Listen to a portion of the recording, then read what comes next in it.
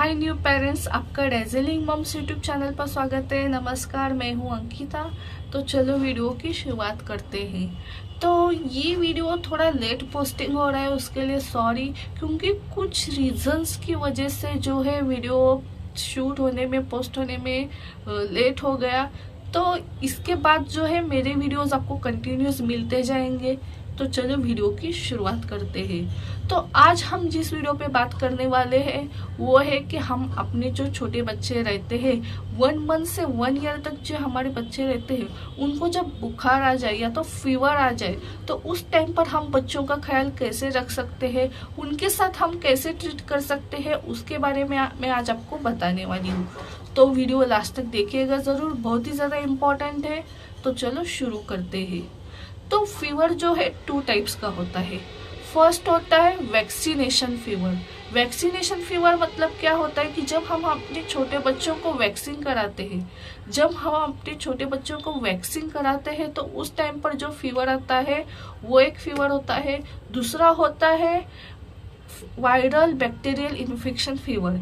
इसमें क्या होता है कि बैक्टीरियल इन्फेक्शन होता है। तो वो कब होता है, जब वैसे ही वेदर चेंज हो जाए या तो इन्वायरमेंट जो चेंज हो जाए, तो उस टाइम पर एक फीवर आता है, वो एक होता है। तो फर्स्ट हम बात करते हैं कि वैक्सीनेशन फीवर। वैक्सीनेशन फीवर में क्या होता है कि हमारे जो बच्चे रहते हैं वो 1 month, 2nd month, 3rd month, उनको जब वैक्सीन लगती है तो उस टाइम पर उनको जो एक बुखार आता है, फीवर आता है। तो उस टाइम पर हम उनका ख्याल कैसे रखें? तो जब आप बच्चे को वैक्सीनेशन कराने जाओ तो उस टाइम पर आप इंश्योर करो कि आप डॉक्टर से पूछो कि हमने अभी बेबी को जो वैक्सीन कराया है, इसके बाद बच्चों को अगर बुखार आए, फीवर आए, तो उस टाइम हम उनको कौन सी दवा दें, कौन सी मेडिसिन दें या उनको कौन सा सिरप दें। तो उस टाइम पर डॉक्टर आपको जो है कंफर्म बता देगा कि आपको ये सिरप देना है या तो ये मेडिसिन देना है। तो वही आपको जो है बच्चों को देनी है और अपने बच्चों का जो है फीवर कम करना है, बुखार अच्छी तरह से ठीक करना है। तो कुछ बच्चों को जो है बुखार आता है, कुछ बच्चों को जो है बुखार आता नहीं है। तो जिनको नहीं आता है उनको बहुत ही अच्छी बात है, बहुत ही अच्छा साइन है। तो जिन बच्चों को बुखार आता है उस टाइम पर उनको जो है बर्फ से, उनको जहाँ पर वैक्सीन लगी है वहाँ पर बर्फ से सेकना, आइस से सेकना, ये जो है आप स्किप कर सकते हो। इससे क्या होता है कि बच्चों को ठंडी लग सकती है और फिर जो है फीवर बढ़ने के चांसेस बढ़ सकते हैं। तो इस टाइम पर जहाँ पर उनको वैक्सीन लगी है और उनको बुखार आया है, तो आप प्लीज आइस से या बर्फ से उनको सेकिएगा मत। आप सिर्फ नॉर्मल गुनगुने पानी से उनको स्पॉन्जिंग कीजिएगा और फिर उनको कपड़े जो अच्छे से पहना दीजिएगा, जिससे क्या हो, उनका फीवर अच्छे से ठीक हो जाए। इस टाइम पर फिट कपड़े आपको नहीं पहनने हैं, उनको नॉर्मल कपड़े पहनने हैं। और क्या है, सबसे फर्स्ट कि आप अपने बच्चों को इस टाइम पर जो भी आपको दवा दी है उसका कंप्लीट कोर्स करना है, ताकि उनका बुखार जो है तुरंत 2 दिन में ठीक हो जाए।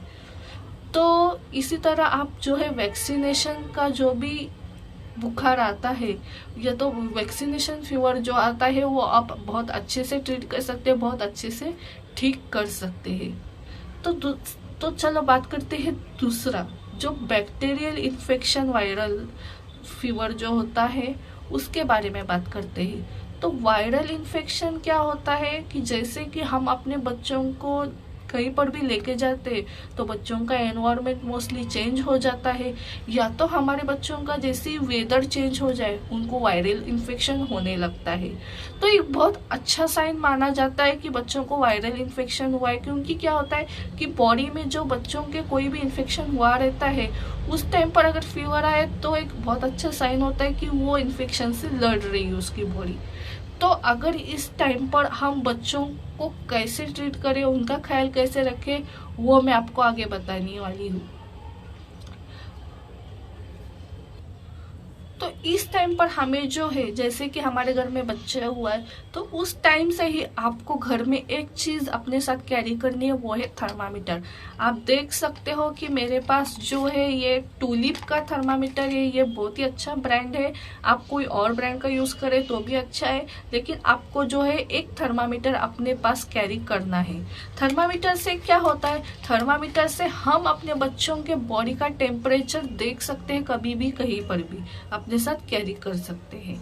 तो जैसे कि बच्चों को आपको पता चल रहा है कि बच्चों को फीवर आ रहा है, तो उस टाइम आप तुरंत थर्मामीटर निकाले बच्चों का टेम्परेचर जो है चेक कीजिएगा।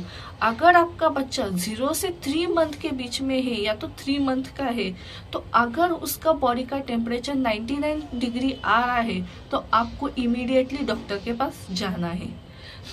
अगर आपका बेबी जो है 3 मंथ से ऊपर है, तब उसका बॉडी टेम्परेचर जो है 101 डिग्री, 103 डिग्री या 105 डिग्री आ रहा है, या तो 100 डिग्री से ऊपर उसका जो है बॉडी टेम्परेचर आ रहा है, तो आपको इमीडिएटली डॉक्टर के पास जाना है। दूसरा क्या होता है कि बच्चों को जो है सर में भी टेम्परेचर बढ़ जाता है, सिर्फ बुखार जो है सर पे रहता है, तो उस टाइम पर जो है टेम्परेचर अगर आपके बच्चों को है तो भी आपको तुरंत डॉक्टर के पास जाना है, क्योंकि इस टाइम पर जो है हम बच्चों को घर पर ऐसे ही नहीं रख सकते हैं।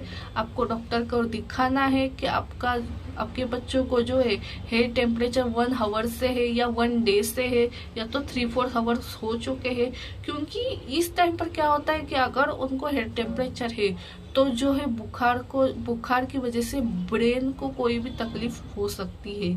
तो आप प्लीज इंश्योर कीजिएगा कि आपके बेबी को अगर हेड टेम्परेचर है, बार बार उसका सिर गर्म लग रहा है, तो आप प्लीज एक बार डॉक्टर को दिखा दीजिएगा।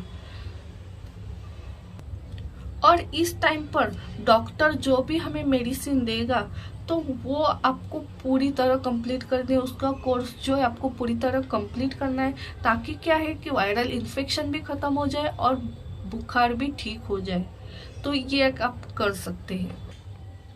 सेकेंड, हम क्या करते हैं कि इस टाइम पर जो है हमें बच्चों को नहलाना नहीं है, बाथ नहीं देना है।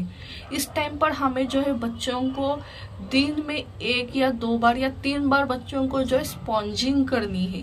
स्पॉन्जिंग भी आपको नॉर्मल गुनगुने पानी से ही करनी है, ताकि बच्चों को जो है ठंडी ना लगे।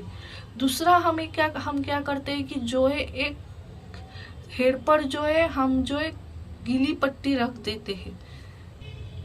तो कोई पेरेंट्स क्या करते हैं कि हेड पर जो है गीली पट्टी रख देता है, तो गीली पट्टी हम रख सकते हैं। वो गीली पट्टी जो हम रख रहे हैं उसमें भी आपको नॉर्मल पानी लेना है, ज़्यादा ठंडा पानी नहीं लेना है।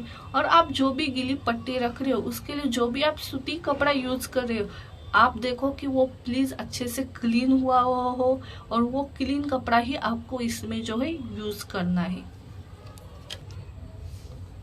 तो इस टाइम पर और हम क्या कर सकते हैं, इस टाइम पर आपको जो है बच्चों को एसी में बिल्कुल भी नहीं रखना है।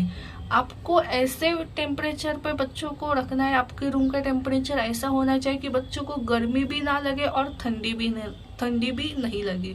तो ऐसा टेम्परेचर आप अपने रूम में रखो और उसी रूम में आप अपने बच्चे को रख सकते हो, जिससे क्या होगा कि बच्चों का बुखार जो है कम होने में हेल्प मिल जाएगी। सेकेंड, हमें क्या करना है, सेकेंड हम जब बच्चों को अगर आप चाहते हो कि उनको बाथ देना है, तो आप इंश्योर कीजिए कि एक दिन ना दे और दूसरे दिन आपको बाथ देनी है। मतलब आप 2 दिन रख सकते हो, वैसे 2 दिन बाद आप उनको बाथ दे सकते हो। बाथ भी आपको 5 मिनट में ही देनी है, वो भी हल्के गुनगुने पानी से। उनको ज़्यादा देर पानी में भी नहीं रखना है, उनको जो है हल्के गुनगुने पानी से बात कराना है, तुरंत फटाफट उनको क्लीन करके तैयार कर देना है। और एक बात इंश्योर कीजिएगा, इस टाइम पर आपको जो है बच्चों को फिट कपड़े बिल्कुल भी नहीं पहनाने हैं, उनको कवर अप करके बिल्कुल भी नहीं रखना है कि आप जैसे सोचते हो कि हमारा बच्चा बहुत ही ज़्यादा छोटा है तो हमें उनको कपड़े में बांध कर रखना है, तो आपको बिल्कुल भी कवर अप करके उस टाइम पर बच्चों को नहीं रखना है। और एक बात है कि हम अपने बच्चों को जो है इस टाइम पर मिटन्स पहना के रखें, क्योंकि जब छोटे बच्चे रहते हैं वो उंगलियां बहुत ज़्यादा मुंह में डालते हैं, तो इस टाइम पर आप इंश्योर कीजिए कि वो उंगली मुंह में ना डाले, उनको आप जो है मिटन्स पहना के रखें।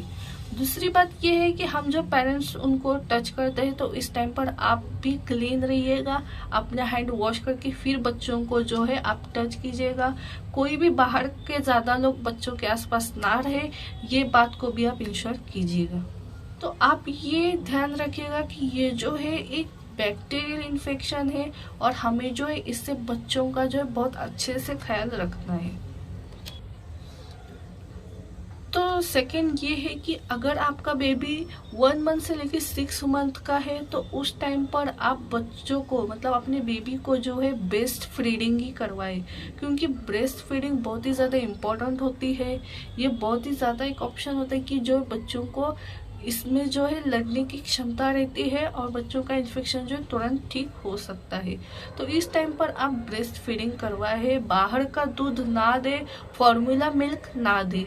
हाँ, अगर कोई माँ ऐसी है जो ब्रेस्ट फीडिंग नहीं करवा सकती, वो सिर्फ फॉर्मूला मिल्क ही उसके पास ऑप्शन है, तो प्लीज़ वो अपने डॉक्टर को कंसर्न करे, फिर ही बच्चों को जो है फॉर्मूला मिल्क दे दे।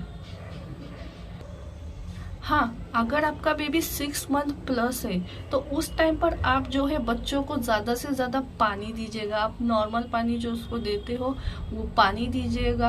आप नारियल पानी दे सकते हो, नारियल पानी आप थोड़ा सा नॉर्मल ही रखकर उसको दे दे, ठंडा बिल्कुल ना दे। दही को भी आप नॉर्मल टेम्परेचर पे ही उसको दे दे, उसको ठंडा ना दे। छाछ दे सकते हो, अगर मिल्क एंड ओट्स आप उस टाइम पर दे सकते हो। फ्रूट जूस दे सकते हो, या तो आपका बच्चा अगर दाल चावल खाता है तो आप जो है दाल चावल उसको जो है आराम से खिला सकते हो। तो ये सब चीज़ें जो है इस टाइम पर हम बच्चों को दे सकते हैं। याद रखेगा कि इस टाइम पर बच्चों को जो है लिक्विड फॉर्म मतलब जो पतली चीज़ें हैं उनको जो है एकदम नॉर्मल चीज़ें हैं वही उनको देनी है, लाइटली चीज़ें हैं वही उनको आपको जो है देनी है। हैवी खाना आपको उनको नहीं देना है, जैसे कि एग हुआ, चिकन सूप हुआ। आप नॉर्मल कोई भी वेजिटेबल सूप उसको जो है दे सकते हो, लेकिन चिकन सूप, एग या मटन सूप ऐसा कोई भी हैवी चीज़ें इस टाइम पर जो है आपको बच्चों को नहीं देनी है। अगर इस टाइम पर आप बच्चे को सेरेलैक दे रहे हो तो आप थोड़े दिन के लिए थोड़ा सेरेलैक जो है स्किप कर सकते हो इस टाइम पर। आप अगर डॉक्टर से पूछ के लोगे तो वो बेहतर होगा, लेकिन मेरे हिसाब से आपको जो है इस टाइम पर सेरेलैक को स्किप कर देना चाहिए।